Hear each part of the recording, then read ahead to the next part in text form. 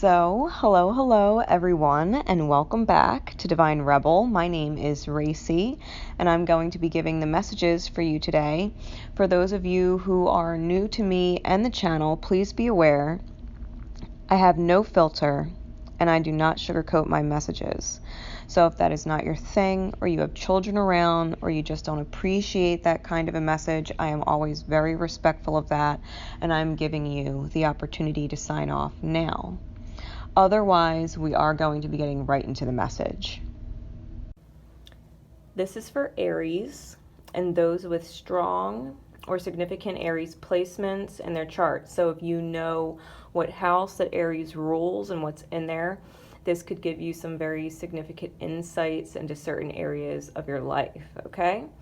With that said, Aries, the milestone for October is vision. This is vision. Now, vision, it's about creating what you see. It's about creating what's going on in your mind.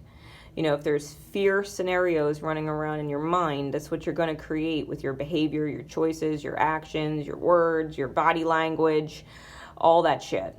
Okay? If you have a beautiful vision that you're determined to see manifest, you're going to act in beautiful ways, right? You're going to act in beautiful ways that are of integrity to your own self, right? Integrity to that vision. It's going to hold that vision sacred and choose to focus on creating that vision, right? And your actions and your behavior and your words and your choices and your body language are all going to be in lieu of the vision that you're trying to create, right? Not necessarily the vision running away with you. So understand how important that is, because, you know, with vision and the eye being here, the reading starts with the actual cards with the Magician. And you can see that eye real clear on this card, and it's, you know, with the triangle element, it's the Trinity, you know, body, mind, and spirit, body, mind, and soul, and needing to have all of your elements in place, right? The pentacles, the cups, the wands, and the swords. It's all there, right? This is the magic of the self, the magic of the mind, right? Because the Magician is ruled by Mercury and Gemini and Virgo energy, and the mind is what creates. It's what we see in our mind that we create, and it's up to you with the Two of Wands what vision you want to create. Do you want to be in a fear state and act from a fear state of worry and let that dictate your reality? Or do you want to be in a beautiful state of mind, right? Or do you want to be in a beautiful state of mind, trusting that what you're doing is working towards a very beautiful vision, which we'll get to later. With the Eight of Pentacles clarified by the Nine of Wands and the Heart of Wands, or the Queen of Wands, in the reverse, you have to make an effort. Okay, the Eight of Pentacles, excuse me, maybe you don't like hearing that. You have to make an effort. I think right now, or at least come mid-October, it's this busy beaver energy where you're working, trying to maybe like relieve certain things that maybe you're tired of dealing with, like where you have your guard up, like you want to be able to drop your guard, but your heart's not in it. If that makes sense, like your spirit's not in it, your soul's not in it. Like you could deeply care about someone, but your soul's not in it. You know what I mean? Your heart's not in it in that way. And you're maybe trying to drop your guard, and it's a lot of work. It's a lot of work. Like you're trying to shoot for a vision, and if you're having fear thoughts and beautiful thoughts at the same time, that's conflicting. That's conflicting. And so, you know, while you're trying to drop your guard, it's almost like you're stalling the actual wall drop. Because you're not allowing, I feel like you're not allowing your heart and soul to be in it. So you have to get your mind right. You know, you have to get your mind right in what you're visualizing and what you're seeing and what you're creating.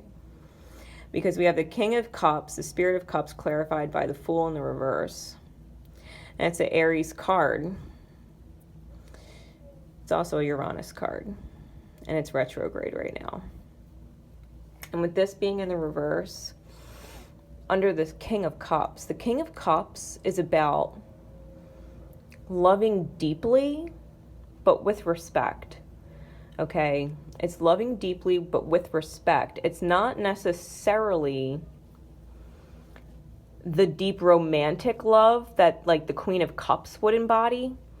It's a very mature emotional energy in that you're almost cherishing someone. I'll put it to you this way. It's almost like cherishing a child and loving a child. You love them. You won't expose them to certain things, and so there's certain lines you don't cross, right? Like romantic. There's certain lines you don't cross. However, you have such a deep and profound love for them as a person that you're willing to respect their emotions and not necessarily jump off a cliff. You know what I mean? Not necessarily jump off a cliff and either tsunami the shit out of it or leave it completely high and dry and ignore it, right? Because the King of Cups can sometimes be cold. He can sometimes be cold. And you might be coming off that way. You know what I mean? You might be coming off cold and unwilling to start anew or heal abandonment wounds, like childhood abandonment wounds in yourself or another.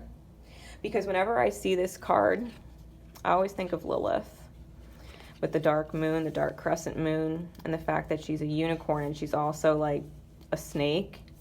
It always reminds me of Lilith. And so seeing it in reverse like this, it's almost like relieving the self-abandonment within by not abandoning the heart space of another with how you're communicating, because I don't feel like this is something you actually want to pursue on a long-term level, because your soul's not in it. Whatever it is, your spirit's not in it or your soul's not in it. Whatever you're dealing with, right? Know what house Aries rules in your chart, because that's going to be significant. I think your soul is not in it.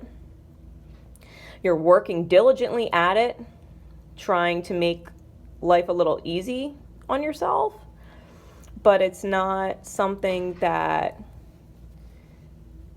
it doesn't feel like you're meant to be doing it, let alone forever. You know what I mean? Especially if you're with a person. This is about knowing what it is that you want to create, what it is you want to create in your light, what you want your world to look like, your life, your world, your reality. What do you want it to look like? And hold true to that, because if the people in your life, you don't feel connected to them, it's because they're not connected to the dream coming true. They're not connected to the dream coming true. If you want to visualize the most beautiful life, your soul has to be in it first off. And where you're at in this vibration by the end of the month is going to make way to transform that. Right? To transform. Because I think when you disconnect from the romanticism of what you're supposed to be, no matter what the dynamic is and who it is that you care about, whether it's a partner or family or friends or whatever, I think when you end the romanticizing of it and who you're supposed to be as a friend, as a brother, as a father, as a boyfriend, as a girl, whatever, you know what I mean? Whatever it is that's overly romanticized, I think you're letting it go and caring about it deeply, letting it go respectfully, because you do care about them, but they're not actually a part of your dream, and you know that because you could feel it soul deep, right? You could feel it soul deep. So remember, use the power of love to move through illusions and shift into awareness. Because if your soul's not in it, you are in the illusion. You're trying to make an illusion work. And that's what needs to transform. You gotta recognize that your spirit's not in it, your soul's not in it, and that's your tell-all, right? That's your tell-all, and it has to shift. You choose, right, which which life you want to create, and choose the best, right? You choose the best for you. Whatever vision you see in your mind of yourself, happy, whole, stable, whatever it is, your dream, being a certain something career, whatever it is, having your own home, living in a certain state, make it happen. Make it happen. And if you are with someone and it's just not perfect, then maybe you need to make the effort and bring your walls down and bring some spirit back into it, bring some light and fire back into it.